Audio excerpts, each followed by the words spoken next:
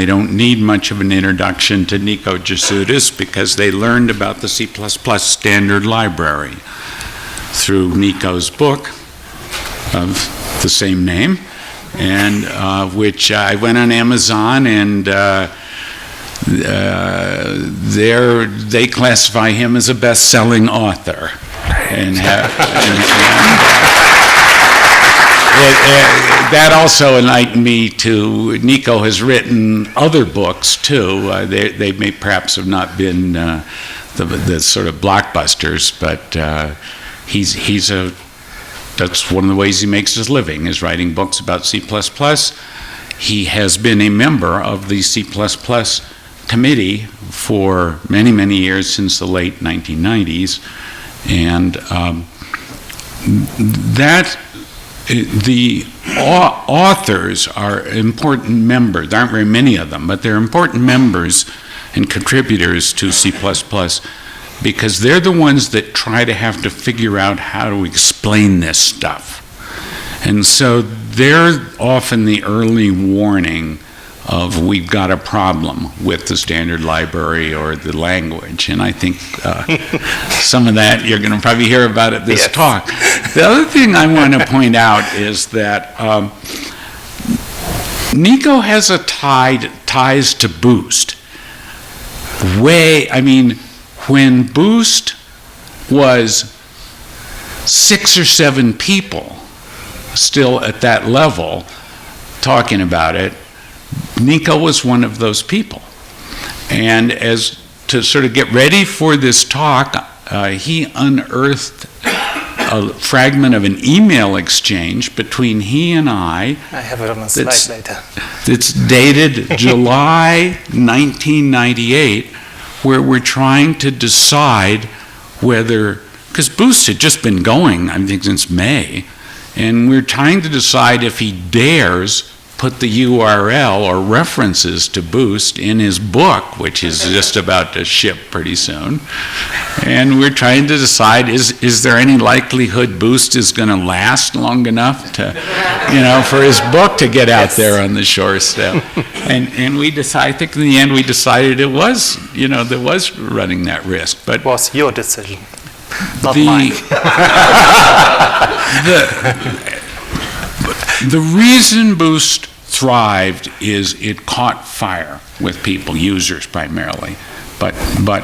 So the early people it caught fire with were incredibly important, because they're the ones that let those of us that were active in this know that the community cared about Boost and that Boost was important to the community, and that motivation was incredibly important in the early years. So anyway, here's Nico Josuttis. Let's give him a big hand.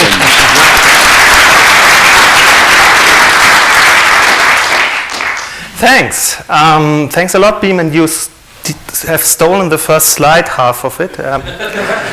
But maybe I replace it by another story. My first meeting with C++ standardization was in 1997 in London.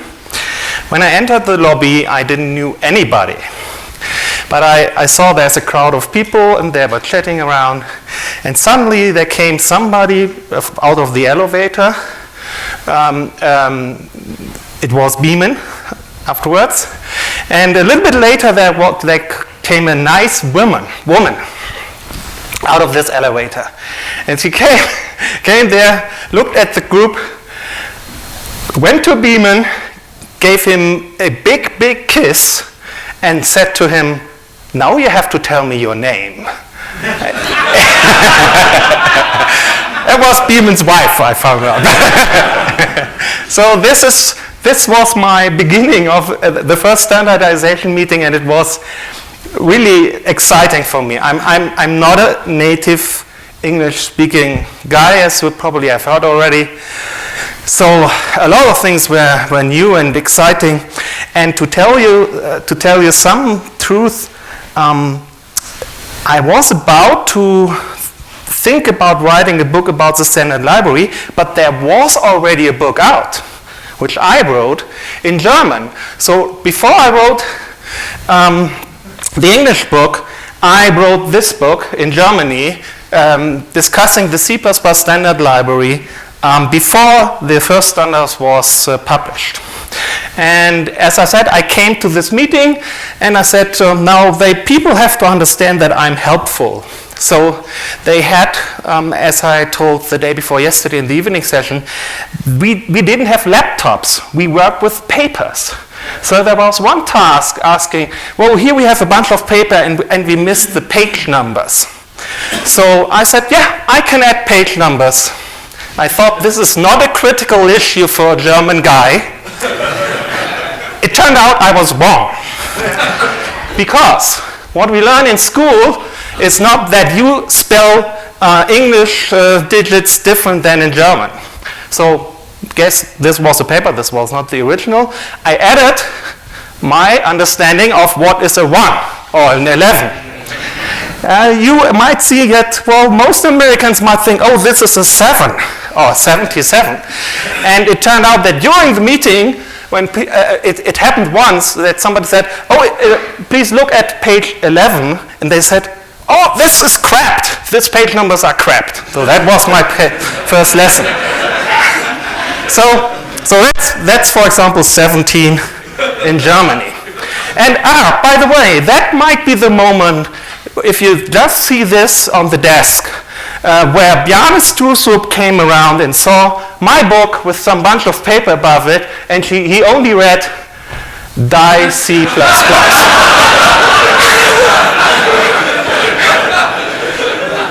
I had a hard time at the first meeting, I can promise you.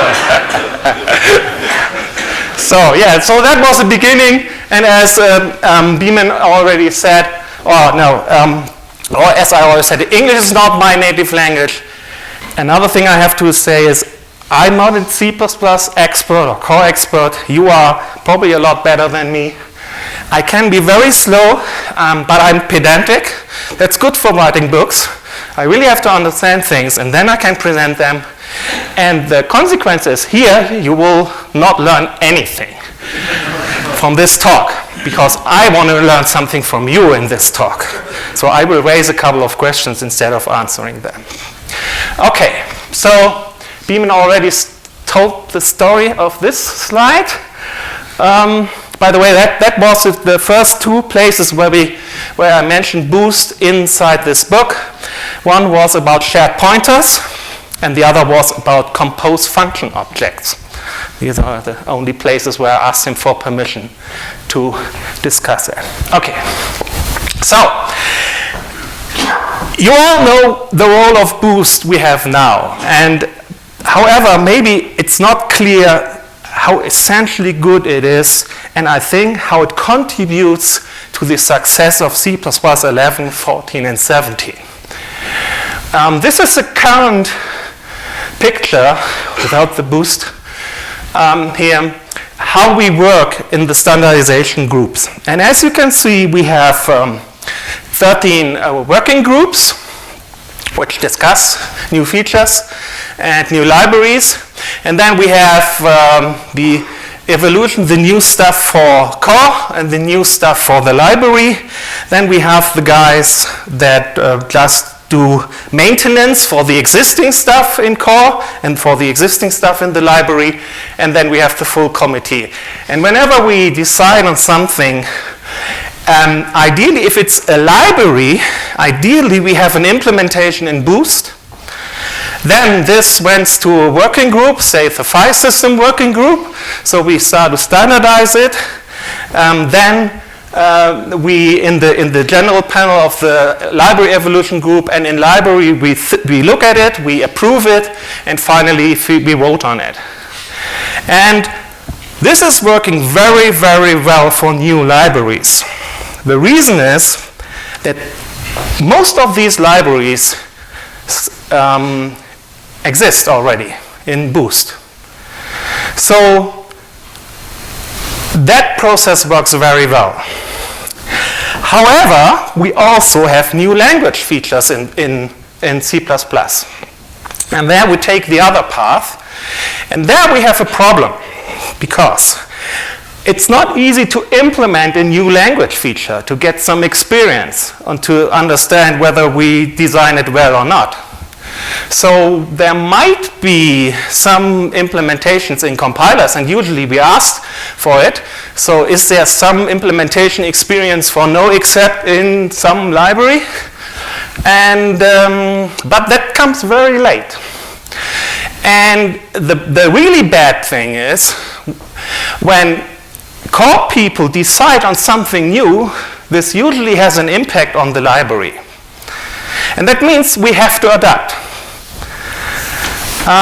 That's a problem. So somehow we need to exchange things, and as you probably would expect, we have last-minute changes, and these last-minute changes might impact libraries, existing libraries, and that can cause a lot of trouble. So the day before yesterday, in the evening session, when you grilled the committee, the question was, are we happy with the process? I'm not sure.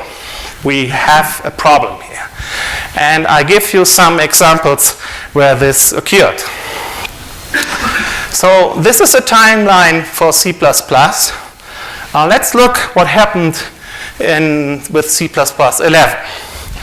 So the goal was to have it out as C++ 11. So the meeting schedule was scheduled in a way that we would have to have the final content ready in March 2011. In 2009, we had a problem. We found a problem. The problem, you probably all know, is that we found out that the new concept of move semantics breaks the strong guarantees of vector pushback. That was raised 2 years before the final vote. I mean, you might say 2 years is a long period. We meet twice or 3 times a year.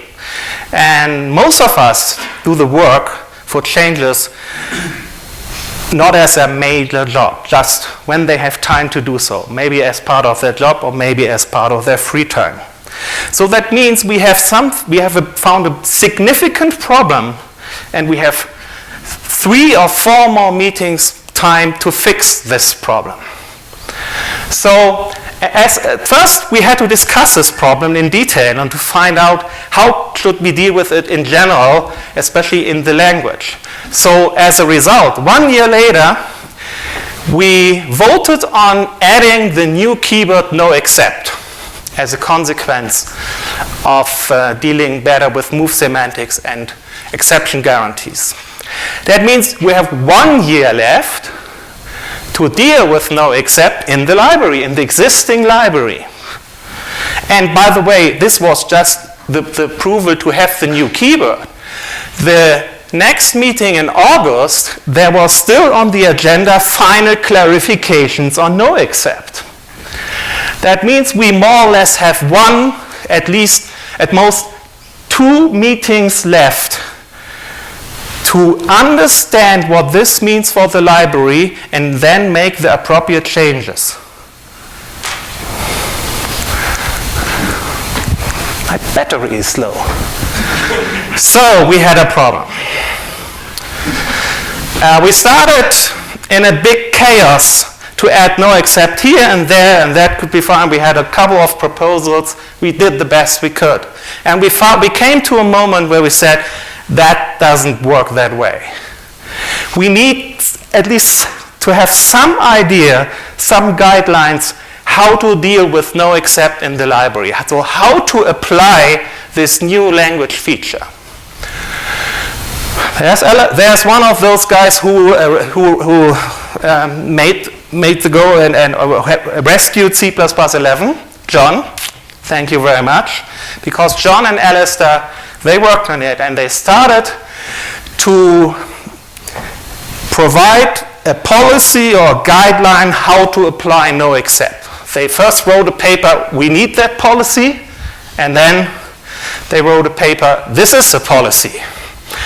And the policy was raised in the March meeting in 2011. That's a meeting where we vote on the standard, just to find that out. Yes? So in that meeting, we had the guideline, and then we apply the guideline, and then we vote on the standard, and that's it. That's a cool new C++ 11 standard. So I think for that, it's not too bad what we have in C++ 11. It could be a lot worse. So here are the guidelines, more or less literally taken. Each library function having a write contract, which does not specify undefined behavior due to a precondition. And when the library working group agrees that it cannot throw, should be marked as unconditionally no except. If a swap and move or move assignment operator can be proven not to throw by applying the no except operator, then it should be marked as conditionally no except. No other function should use a conditional no except specification. And this was because we knew that it's very, very important for the strong exception guarantees and for the performance of pushback to do the best we can to say when move operations do not throw. We can skip the other stuff. Yesterday I promised to answer the question, why don't we have a guideline saying no move operation should throw? So why don't we specify, can it be that we have any useful beast in the standard where it's okay to throw an exception under some circumstances in move? And the answer is, as always, allocators. If we implement move for a vector or for a string, and we change the allocators, this is not possible. So we have to throw in that situation. Sean gave yesterday a talk that the whole approach for allocators might be broken, and this is maybe one consequence of it. So that was the design policy, and we followed this policy mostly. A very typical example is basic string. Basic string, move constructor, and move assignment now are marked as no except. Great. Well, you might have seen that we have a library issue. The library issue 2319 is a proposal for C++ 17 to remove this no except requirements for the move constructor. We voted on that in Seattle, I think. It was pretty close whether we adopt that or not, and whether we adopt that for C++ 14 or not. The reason to be able to remove no except was that one compiler wanted to be standard conforming, although they might throw in move operations just as a debug feature. So only in debug mode, not in release mode. But in debug mode, they wanted still to be standard conforming, and it's not allowed to be standard conforming by skipping the no except there. We had a vote on that, and the decision was, okay, let's go into this direction. I was strongly opposed it. I have that's for the records. And it's now, this issue is ready for C++ 17. And I said, well, let's move it to 70, because what I really don't want to have is that here we have no except. That here, there's nothing. It's okay to have something saying here should be a no except, and under some circumstances, this no except can be skipped. And I started to make a proposal, or to do a request on the library reflector to make a proposal how we mark something as this should be no except, but it does not have to be no except. So that raised a long discussion, and as a result, a couple of things happened. First of all, it turned out that vector move operations have no accept specification. We don't have them in the standard. That means that if a vector contains vectors, we have a problem, or we have bad performance. Howard Hinard wrote a little test program. Look at this test program. We have an object, and here we have, with a macro expansion, a no accept, so we can turn it off or turn it into a lowercase no accept. And here on the right side, you see, let's create a vector of, what is this, 1 million elements of this piece, of this class with strings inside. And let's then add one element. And measure the time. It's not exactly that, I slightly modified it, but the essence is exactly this program. So that was the result. It turned out with Clang, C++, with O3 optimization, the no accept version was 10 times faster than without the no accept. It's not 10%, it's 10 times faster. Or to give you some more numbers,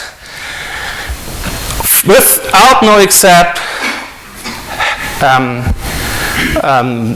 the Clang compiler, we had something like 230 milliseconds, and with no accept, we had 20 milliseconds.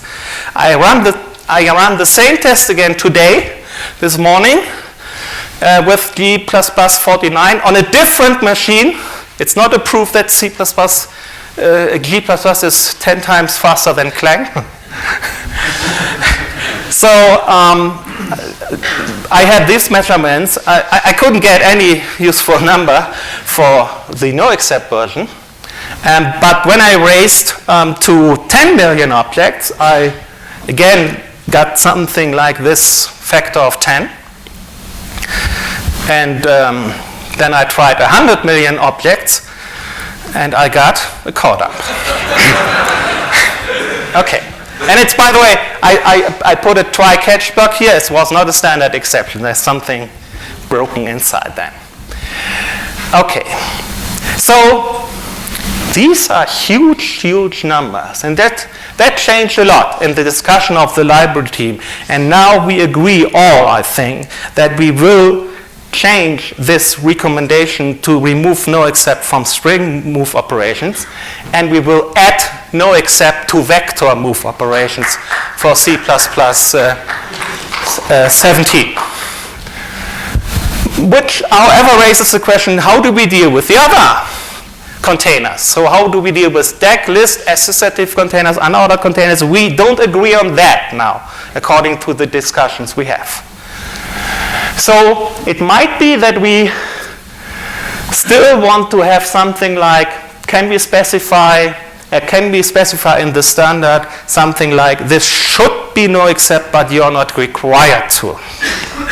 And then still we have the issue, how do we formulate that in the standard? It's a formulation question for the standard, not for source code. So I asked for some proposals. How could we do that? We can maybe write the no accept specification in italics, which is bad because then it's a font issue. We can just uncomment it in the standard, or make no accept attribute.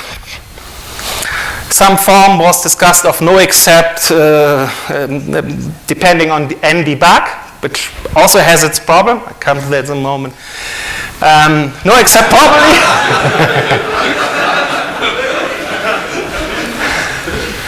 Throw unlikely.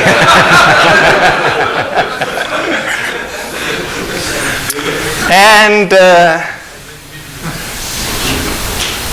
Gabi is not here, huh? So I can tell you the last proposal came by Gabi. Heavens.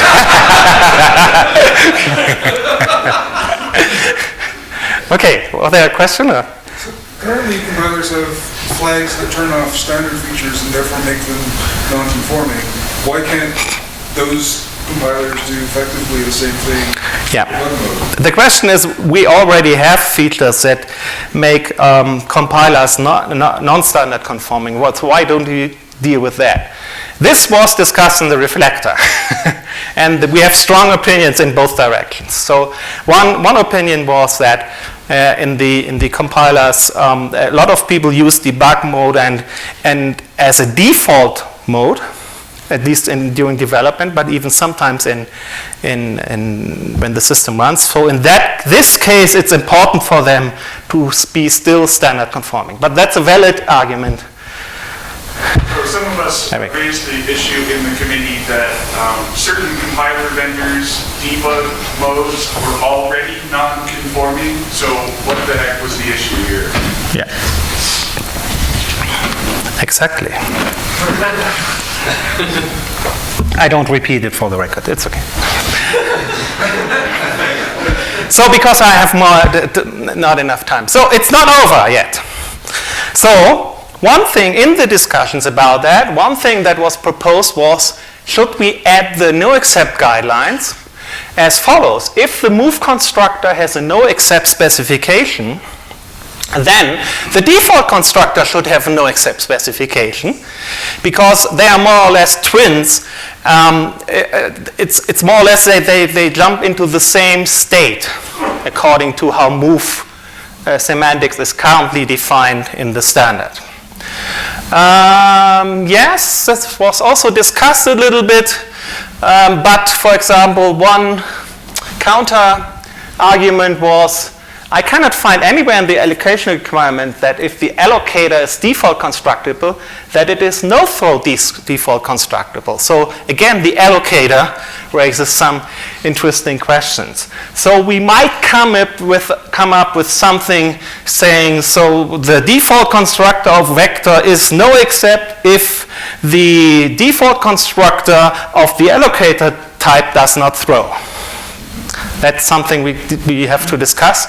And we have to discuss whether this results into a new guideline or policy. And we had other opinions here. One is, in my opinion, the whole current guideline is broken or wrong, because, for example, it sets up a conflict when I specify something like operator star. We now need to make a choice between adding a requires clause and a no except. This does not improve the quality of the specification. I don't discuss it yet now with you. Just to make you clear, we are under discussion about how to develop the no except guidelines for the next standard round. So what do we learn from that? First of all, what we learn is, oh, Gabi, it's good that you came now and not 5 minutes ago. Ask me afterwards why I said that now. It's key to have guidelines for how to use C++ core features. Ideally, we need them together with the new features and not later. But guidelines require experience and are living documents. So that's a problem. So let's look in some other areas where I think guidelines could help.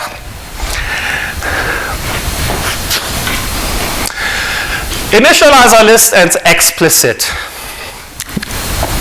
Initializer list, a new feature in C++ 11. So my question is, what does this program print? Think 20 seconds about it. No, what does it print, not what does it print. Where are the statements in error or where are they valid?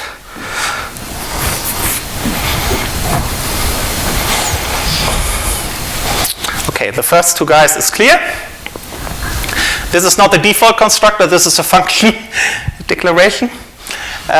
Without any arguments or call, we require an argument. Here we have the 47. It's an integer, no explicit for the constructor taking an integer, so this is valid, fine. So how about the others? We pass an initializer with 0, 1, 2, and 3 arguments. That's it.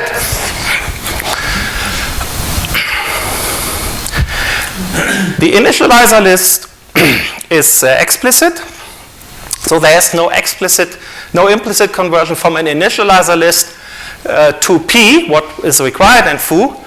However, the overloading rules say if I have multiple matching constructors, the first thing I try out is a default constructor, then I try out the initializer list constructors, and then I try out all the other constructors. So therefore, without any argument, it's okay. And that, by the way, has also an effect on declarations. If you declare objects using initializer list syntax or the new uniform initialization syntax, it's the explicit plays a role if we use copy initialization. So if we put an assignment operator here or assignment character here. Yes, this is okay. This will fail to compile. Which is a little bit, well, I would say at least unfortunate. Yes. Let's do it the other way around. Let's put the explicit in the ordinary constructor and remove the explicit from initializer list. And we have the same arguments here. So now if I declare something without the equal sign, it always works because the explicit doesn't play a role. But for copy initialization, it plays a role. So it's an error to assign the empty initializer list. It's not an error to assign multiple arguments in the initialization list. That's also unfortunate, probably. And it's even more unfortunate than you thought because we have that bad design in the standard. We have here class vector, we have the default constructor being explicit defined and the initializer list constructor not being explicit. And that has the interesting effect which Marshall and Jonathan told me. If you write a template, a variadic template, and you pass the arguments for initializing the vector with the equal sign, it will compile for 1, 2, 3 arguments, but it will not compile for 0 arguments. Is there something? Yeah, so 2 slides back where you had the error with the explicit initializer list clause. Would that error go away if you had 2 sets of braces instead of 1? If I have 2 sets of braces, would that error go away? I don't think so. But the answer is no. Thank you. Yeah, I know that yeah, enough. Good. By the way, I'm thinking about proposing that explicit doesn't play a role in copy initialization, so that this is always valid. Not only in copy initialization, not in function call. Who would like to have that proposed? Who would not like to have that proposed? I skipped that. Okay. Other thing to do. Okay.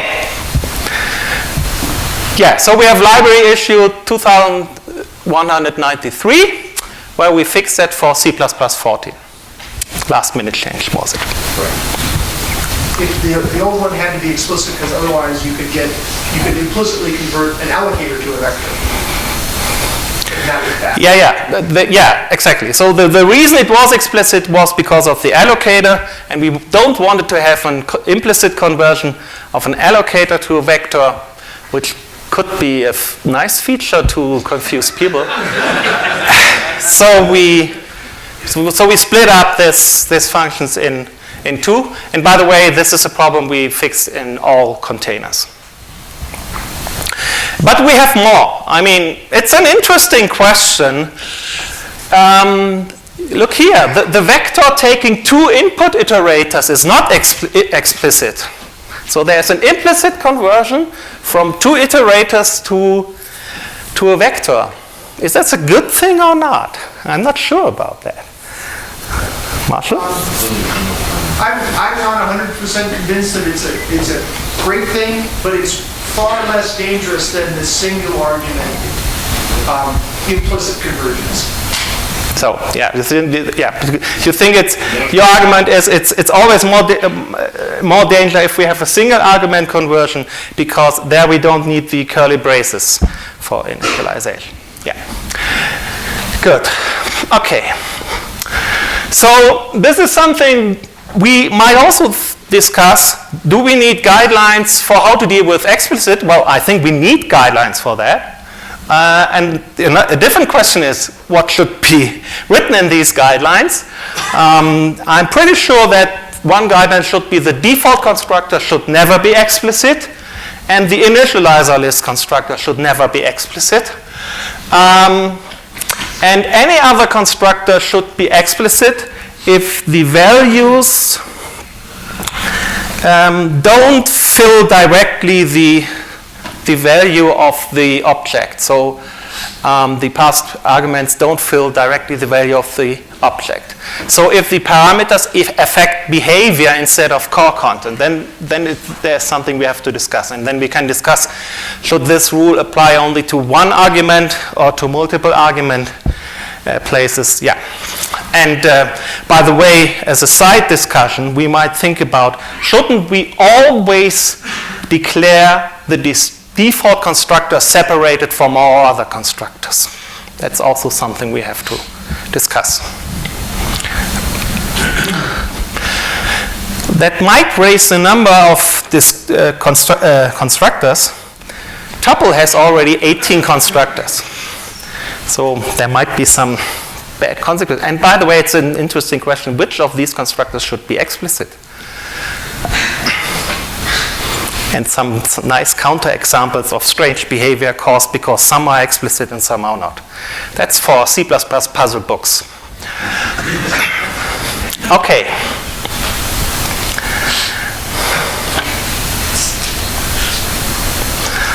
Next example. Do we need guidelines for const expr? No? Well, we have them. We have them? We have at least one. One guideline is don't use them or what? No. So what is the guideline we have, Marshall? The guideline that we have is that that standard library implementations are required to put const expr exactly where it is in the standard and nowhere else. That's not a, well, he said we have a guideline saying that implementers should put const expr only where the standard requires that.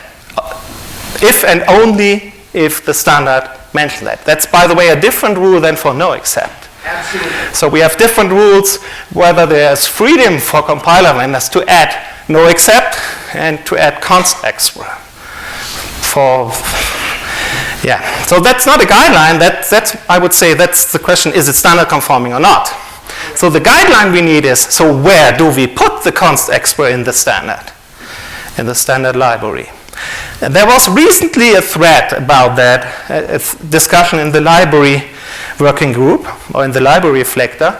Let's look at something that was discussed there. Some proposal was const expr is not for optimization. So a proposal for a guideline was const expr is not for optimization. The compiler may can inline well already. Use constant when guaranteed static initializations is important. For example, the construction of global atomics really cannot be deferred to runtime. Use const expr when you anticipate using the results to define array sizes or appear within template non-type arguments. But that was the first proposal how to deal with const expr. And then additional arguments flew around. I think that making everything possible is borderline insane. It leads to unnecessary increased compile times, potential code bloat, and wishes to overload on const expr so that we can select different algorithms for compile time and runtime. Okay. By all means, be generous, but use const expr only when there is a potential need for guaranteed compile time evaluation. The response for that was, beneficial uses of const expr on non-trivial computations aren't always obvious from past experience. That says experience might not even help.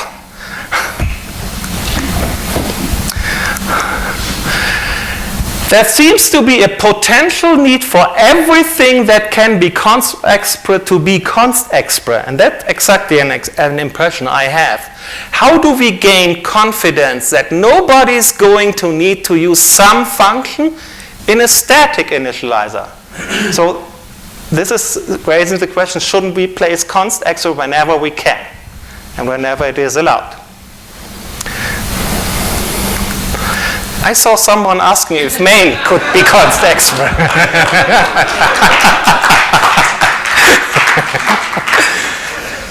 In the email here, there was I don't know whether he was serious about that. That did scare me a lot. It will not be easy to draw a simple and clear line between const expr and non-const expr in the library, but I think we have to try. Yeah, okay. We are supposed to be experts. Okay. So we should be better at drawing a line than the average programmer. Const expr can always be added later when there's empirical evidence showing benefit. The problem is when us experts get it wrong, everyone else waits years for us to release a fix, because we ship new releases every, 3 years now. As per our vote, vendors are not allowed to offer a fixed version as a conforming extension. Yes, I don't think this is a question we can ignore, but for a solution to become a rule, someone has to propose something and gather a consensus. I'm looking for volunteers here. Anybody here? Okay, because the problem is, if we don't do that, the mess will continue. And I think if you read all these sentences, it's a clear sign we have a clear mess here with const expr. Maybe we have to wait until Scott Myers or Herb Sutter write a book about it.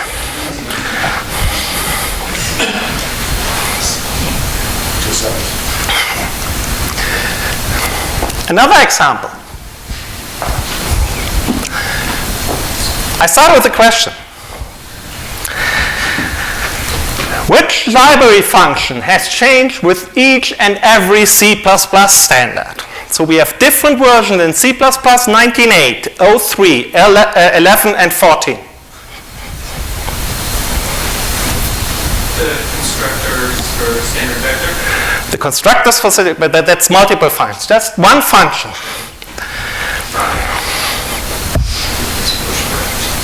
Pushback? No, probably not. Well, the answer is make pair.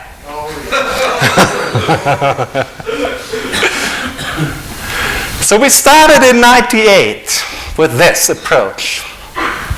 Make pair, taking the arguments as we all learned as constant references to avoid unnecessary copies. We knew that. That is how it has to be. Well, there was a problem, though. Because make pair, if you did pass the string literal, or an ordinary C array, the same problem, the resulting pair was a pair of int and an array of 3 characters, according to language rules. So, that caused interesting problems. For example, you couldn't compare the first element of a map with 42 and high and another string. I tried that out. I just changed the current G++49 version and hacked make pair to add const reference again. And I got an error message with 238 rows for this line. Clang is probably a lot better, I know. Yeah, that was nasty. So we discussed that. Well, Andrew Koenig filed a defect in 1999. And yeah, we claim that we have a problem. And another problem is that this const character array is uncopyable. Okay, so we discussed that. Here is a proposed resolution from our defect issue list. So the proposed resolution was to change it to pass the elements by value. And here is the rationale for that. 2 potential fixes were suggested by Matt Austin and Dietmar Kühl. One is overlating with array arguments. The other is use of a reference traits class with a specialization for arrays. I'm pretty surprised that we didn't do one of the things. Andrew Koenig suggested to changing to pass by value. It appeared that this was a much smaller change to the standard than the other 2 suggestions, and any efficiency concerns were more than offset by the advantages of the solution. One of the few decisions we made in the standardization to make things slower but more convenient. Gabi. We make change based on the size of the diff, is that what you're saying? Pardon? The changes based on the size of the diff. Are the changes based on the size of the diff? I don't understand the question. The size of the change to the standard, I think. So to keep this change small, you mean? Yeah, probably. I'm sure that this was an argument because we wanted to change this for 03 and we want to be as stable as possible. That was definitely an argument those times. So with 03, we changed make pair to be by value because, just to make sure why is this change effective, because by rule, template arguments passed by value decay. That means they convert the arrays into pointers. For references, by rule, template arguments do not decay. Okay, so we solved the problem. Fine. Okay. Then we got C++11. Well, we want to support move semantics. For move semantic support, we need references. Reference parameters, template parameters don't decay. So we have the decay problem again. So we have now to make a real fix of the decay problem. And that's the result. That's a very, very simple function.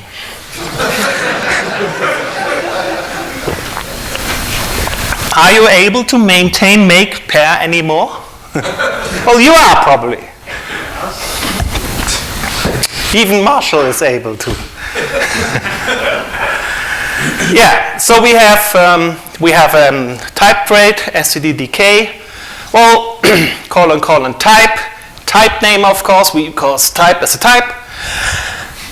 Yeah, so it's obvious and clear and everything works fine.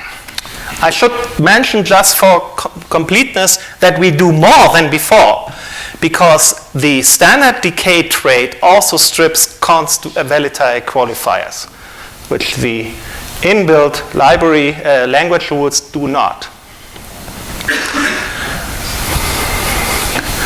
Okay, so this was the version in C++ 11. And then we made the final nice fix in C++ 14, strictly speaking, not changing the semantics.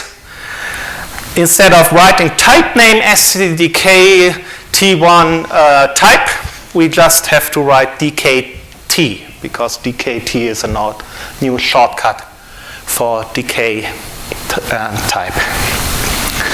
Why not go back to pass by value, but just move the arguments in place? Why not go back to move by value? Well, because we need here this forward. I think there's no way for this forward to do it. Yeah? Those are sync arguments. Yes. Yes. So we pass them by value, move them into place. Okay. So let's change it in C++ 70.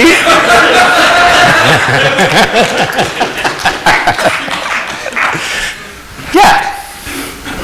I mean, that exactly raises my point, which was raised already yesterday by Tony, by Eric, excuse me, do we have guidelines, or shouldn't we need guidelines, how to declare template parameters now? Or parameters in general, but also template parameters. That was the question. Just to go back, why not to pass by value? Because we don't know whether T1 and T2 have constructors. That's one thing. You say one problem with by value is we don't know whether they have more constructors, more move constructors. Okay. Gabi? It looks like it is not that we don't know how to make guidelines. We just don't know how to make pairs. So the comment was, it looks like that we don't know how to make, what was the first thing? It's not that.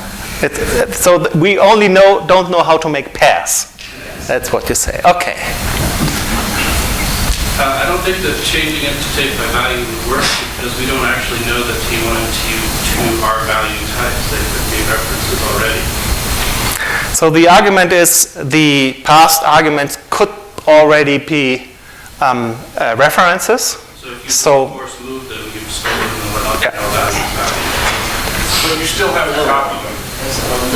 No, it's a decay. They were saying that they were going to move T1 and T2. But make clear relies on an argument action. People will never take reference arguments and change them. If you want a reference, then you need to time of the make pair. So for the records, interesting discussion in the audience.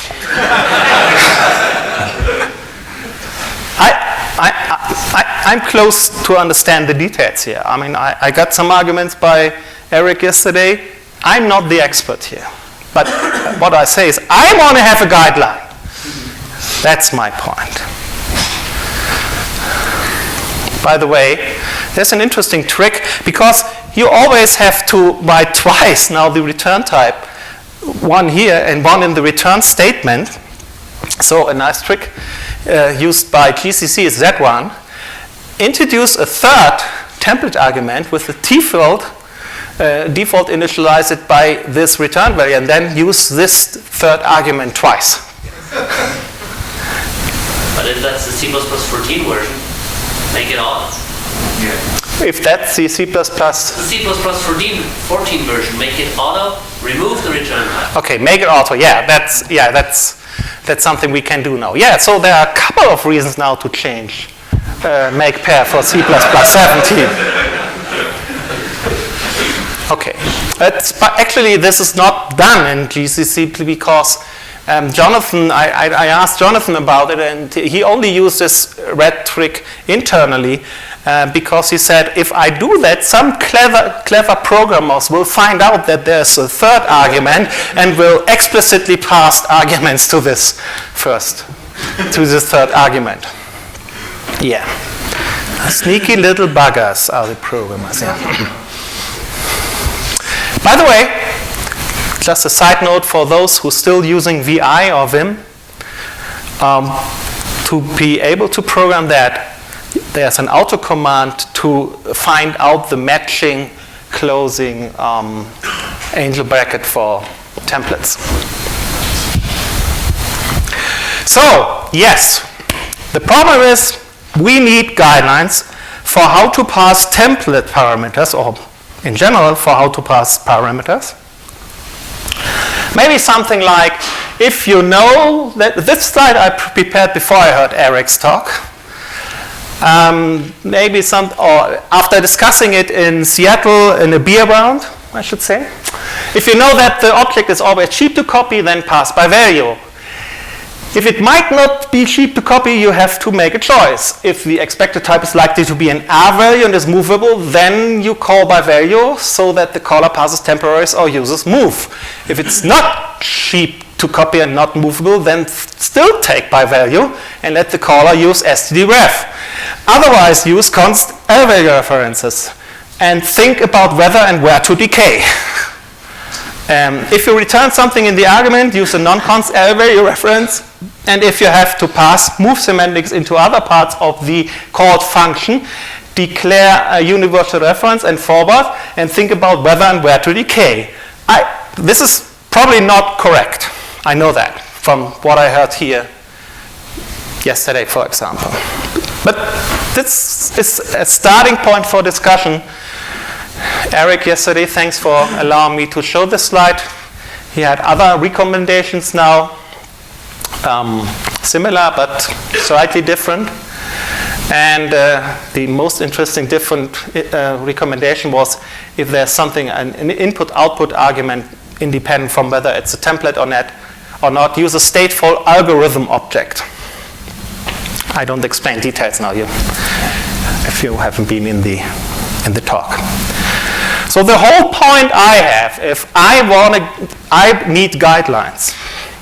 The bad news is I might have the task to provide these guidelines.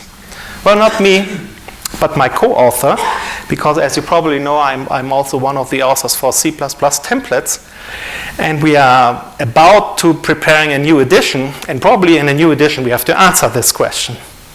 So we have to discuss it. But that might come too late for useful changes in the standard library. Can I just make a general observation? I think the fact that 3 years after the standard has been passed, we still don't know exactly how to do something as fundamental as passing values to functions. I think that's great. Okay, I understand it as a sarcastic comment that after 3 years of having this standard out, we still don't know how to deal with it, that this is great. That's a fundamental thing. We have a fundamental thing. Passing arguments into a function, we don't know how to use it or apply it. How to do it. I think that maybe the real issue here is that we look at other languages and it looks simpler, but that's just because they settle on a less performant solution. And so these changes that it's going through are ways to improve performance that you can't get from other languages without even more complicated scripts. So the argument is that this might be a special problem in C++ because we have features that allow more, especially regarding performance. So other languages don't have this problem. Yeah, I mean, both is probably true. So we have to work on that. That's the point. I don't see that anybody's working on that, by the way. That's a problem. So no, I'm not aware of anybody working on these guidelines. Tell me if I'm wrong. Is Scott Myers not generating his next creation, which I would expect would address it? Yeah, so maybe Scott Myers in his next book, as you said, is addressing this. Maybe Herb in a blog, I don't know. Eric in a talk. Yeah, but then we still then need consensus. And then if we have the consensus, then we can make pair again. Yeah. That comment is probably true, but your issue is that you want these guidelines for the library itself. Yes, I want earlier than the books for programmers. Yes, my point is I want these guidelines when the core feature is voted on.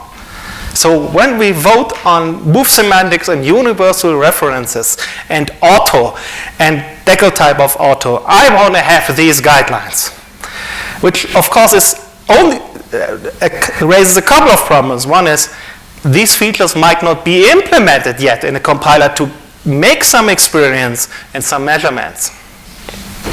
That's our big problem. That's a big problem. We can change the standard in the library at the last minute based on some things we found in Boost and some experiences we made in Boost. And we have a lot of time to understand whether library features work or not if they use the existing core library features.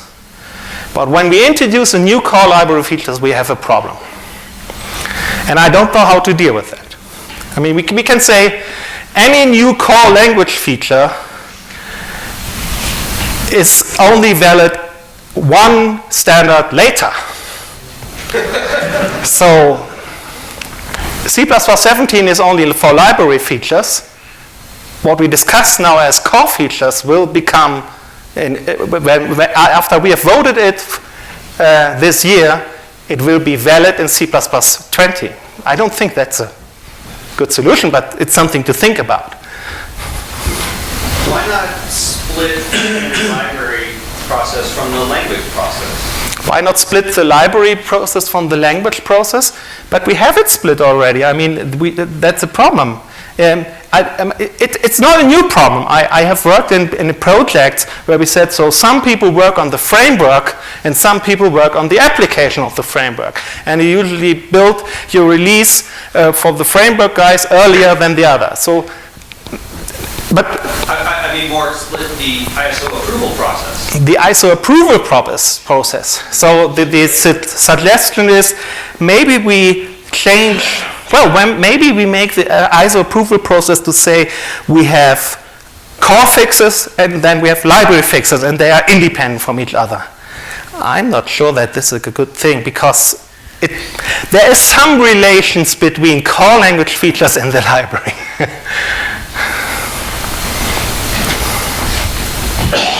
Okay, I don't have a solution. I just want to make people aware of the problem we have. Something will happen. Sometimes you learn it the hard way. So,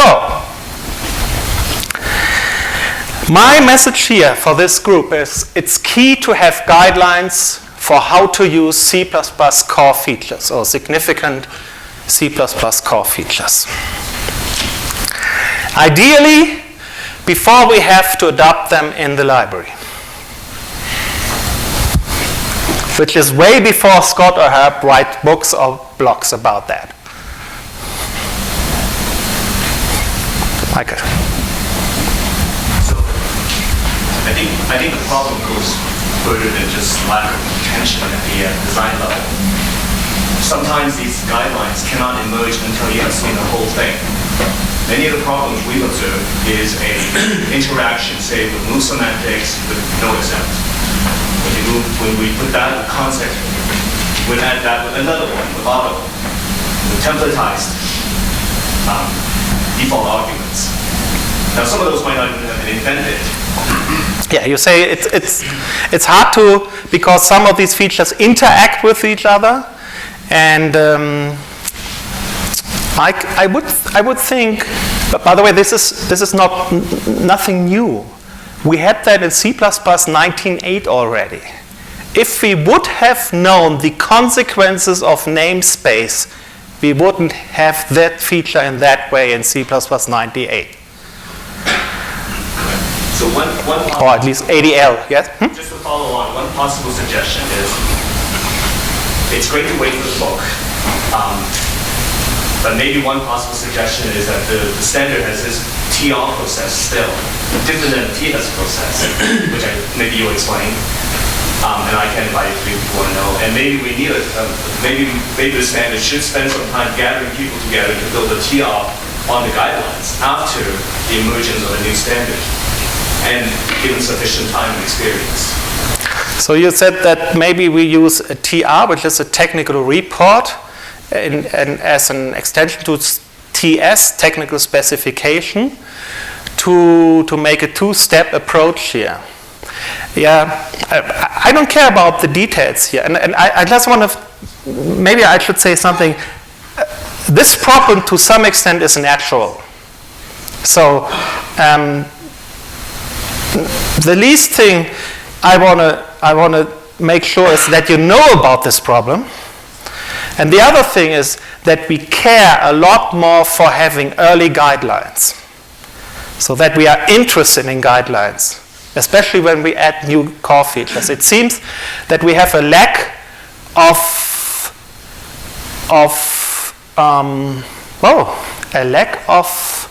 a view in the standardization group how to use features. We are keen on new features, but we have a lack of reflecting on what is the effect, what could be the effect, what is the outcome. So it's okay for me to have some initial guidelines for a new feature and then find out later, as we have learned with the no accept policy. And yeah, but we should have something like that. So in a company, I would say there has to be a quality gate for that before we adopt a new feature, that we have some initial guidelines. As far as I'm concerned, the big picture is the LWG people and EWG people without communicating. So you say the problem is that LWG and EWG guys don't talk with each other, whether it's the evolution working group and the library evolution working group. Well, yes and no. They talk to each other. And by the way, it's not exactly that. It's I have to go back to one slide.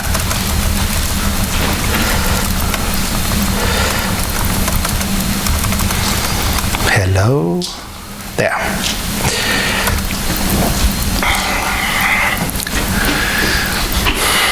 Well, in general, we talk. And in general, people go around in the meetings and go into different rooms and all. What I am discussing here is that we have in core a new feature, an evolution. This has to be discussed not with the evolution library group, but with the core, with the library maintenance group. And guess what? The library maintenance group is the least coolest group in this standardization group.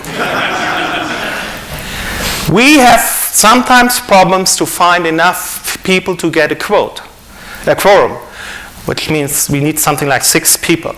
So, and we know all each other. So Marshall is there, Stefan, Jonathan Sobop from the compiler vendor is one guy. I am there, and Alistair Meredith and 2 or 3 others. That's it. Because the cool and fun stuff is done in the other groups. New features, great. But how to apply these features, that's part of this group. And this group has a tremendous problem now, because again and again there are new proposals and we all have to review them, and we only review it. So does this fit into the general schema of how the library is designed? We have no time to discuss any guidelines that follow from that. Other than what I said, what happens is that we find out that we are going into a mess. We avoided that mess with no accept. We have a little bit of a mess with explicit, which we will clean up now. And we have a complete mess with const exp. I'm fascinated by our process. In a company, we spec, design, implement, we test, we document, and then we release. It's a standard, specified, document, release. So then we start implementing and testing, right? No, that's not. The question is, is there one problem that we do testing after we release in the standardization? That's not strictly true. I mean, we release, but we release locally for this feature, so we don't have the common view about everything. So is this library feature implemented? That's a common question. Yes, it is. And there are also some core experiences. So you have something in mind with const exp. Yeah, I can check that min and max now with const exp have that and that effect. But as Michael pointed out, we don't have something like an overall test suite in an abstraction layer of how deal with features with each other. We have a lot of test suites, is broken or not. But what does this core feature mean in general for how to use C++ in libraries and for the application programmer? That's a problem, yeah. We release the standard and then the compiler is implementing. So maybe it would be better to make this will be what we want to do, then we get to implement it in the compiler. Then the experts of the library teams test it and try it and see if it works. And then we got sufficient standard after. So we have to be one standard after, but at least it's tested. So your proposing shouldn't be when we develop a new core feature, then implement it, then find the effects, and after that we standardize it and we put it into an official standard. I mean, no doubt that's a better approach. The question is whether it's practical. Marshall. Yeah, is this on? Yeah. I just wanted to remind everybody that the output, the result of the standards committee is a specification. It's not a compiler, it's not a standard library implementation, it's a specification. And then people go off and they implement this specification. And so there's a fundamental disconnect there with the idea of testing stuff. A lot of the library implementers and the compiler implementers will be out in front of the current state of the official spec, testing proposals, implementing proposals and gaining implementation experience. But they all have other things to do as well. I think we could pronounce that implementers to implement some feature in production first. Because if later standard wants to change something in the things already being implemented and is already being used in production, it's a big pressure from the vendors to the standard, which is very bad. So if I understand you correctly, what you strongly recommend is to implement first, because one additional problem is once you have implemented it and standardized it, it's a lot more difficult to change it. No. The other side, I strongly disagree we should implement and release it in compilers. Because if we do that and the feature is changed later in the standard, and since the old version of the feature is already, it's going to be a big pressure from the compiler side onto the standard. So you say the good thing with not implementing it is that it does not happen that you implement it, then make experience, and then have to change the implementation, which breaks something. This is interesting. We have the same problem, by the way, with library features. So from time to time, the question comes up. For example, it was close to the end of C++ 11. I found out some design flaws with Emplace, I think. And it was a clear bad design. And the point was some implementers had already shipped this in place function as part of their product. So the reason that it was not fixed for C++11 was simply because the implementation of this library feature was already spread out to the world. So, yeah, so I see your point, yeah. Just going back to your guidelines, I think it's important that they not only cover using the language in the standard library, but also for everyday application area. Yeah. So the question is, shouldn't these guidelines be only for library design, and but also for other? Is that they should also cover. Yeah, they should also cover application programs. I cover that question exactly in the next slide. So, Chanda. I wanted to point out that I don't know of any implementations which didn't implement and ship some C++11 features before C++11. So if you're concerned about implementers, starting off with features before they're standardized and they standardize something slightly different and implementers have to ship them, all the implementers had to do this already. It's not the end of the world. It's not scary. I don't think that there's That's not true. Already implementing the standards before they are shipping. And we have been forever. Tony? We really have to mention TSs and the fact that we're changing the process of how we do the standardization. We're really leaning more towards TSs now, so that everything that does go into this, not everything, but a lot of things going into the standard are first a TS. We write an implementation, we put it out there for the world, and basically the world tests it for us. And then we go, oh, that was a bad design, let's change it, or that was great, let's standardize it. So we didn't do that as much as before. okay. So Tony's comment is that that's exactly the one reason we have TSs, so technical specifications, so that these technical specifications implement something and provide something as a pre-standard, so we can still change before we approve it into something like C++17 or C++20. So that's a point we raised there. Okay. Yeah, kind of follow up on the last two comments. Like, a lot of people are talking about this as though it were theoretical. Like, it would be nice if we got experience before campus. Like, I've been using C++ 14 in Clang 3.4 and GCC 4.9 for a few months now, and I know a lot of other people have here as well. So, like, we do have experience with this standard before it's coming. So you say we have experience before it's out because we are in the good situation that, especially for C++ 14, almost all features were available for a broader audience and community. Yep. But still we have, we still have some questions. I mean, all features are there to discuss. Shouldn't make pair be declared differently? Huh? So why don't we know the answer to that? I know why. Okay. To wrap up, we need guidelines. I mean, that's obvious. I don't claim about it. I know we are doing the best we can, just to make that clear. It's a process, but it's important if you have a process from time to time to have a retrospective and think about, shouldn't we change the process? And we have discussions about changing the process.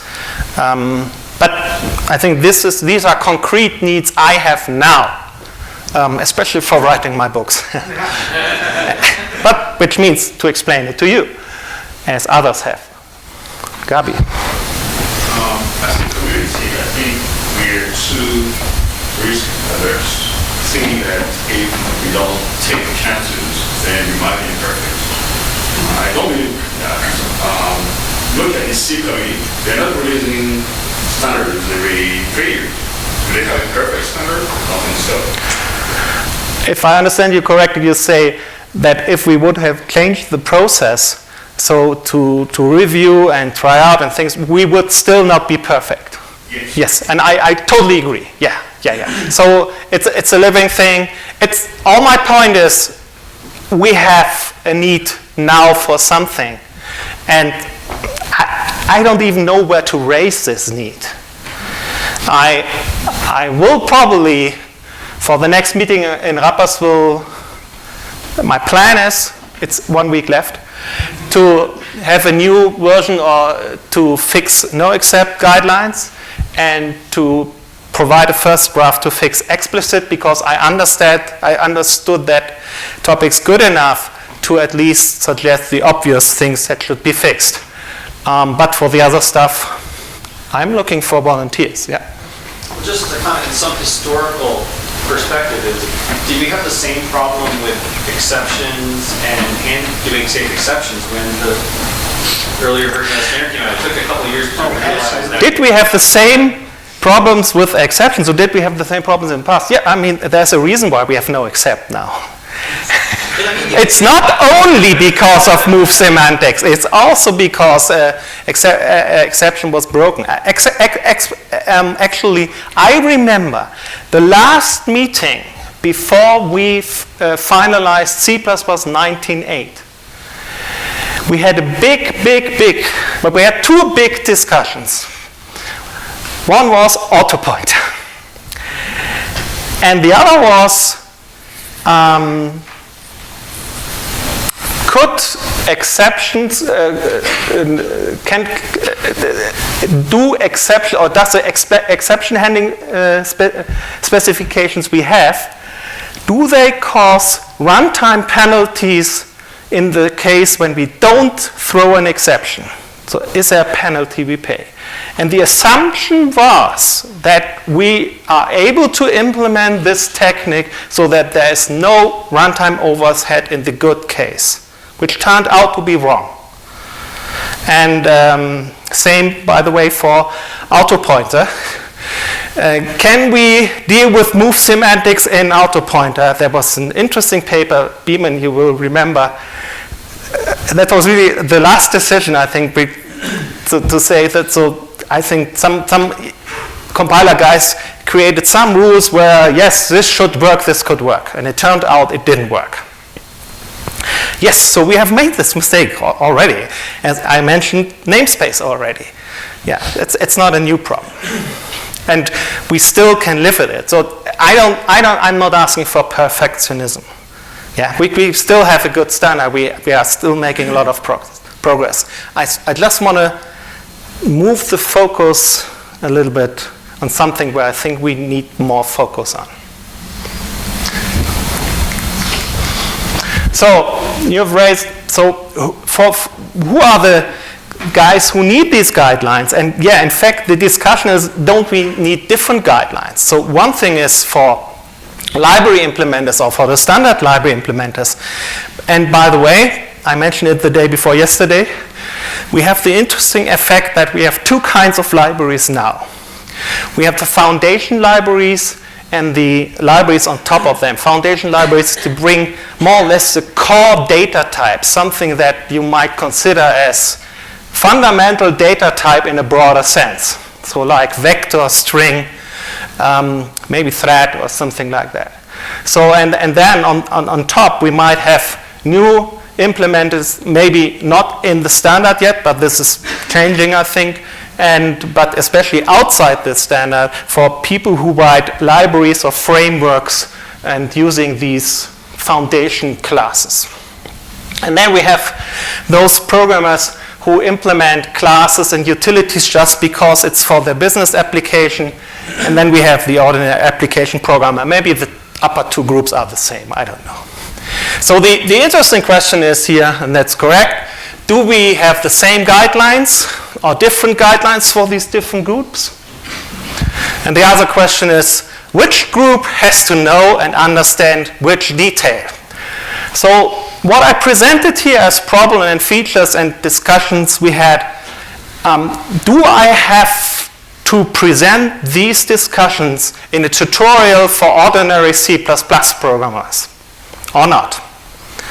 Or is it just for an advanced tutorial for those who really want to understand the details? And that's the reason why this talk is called Beware of C++.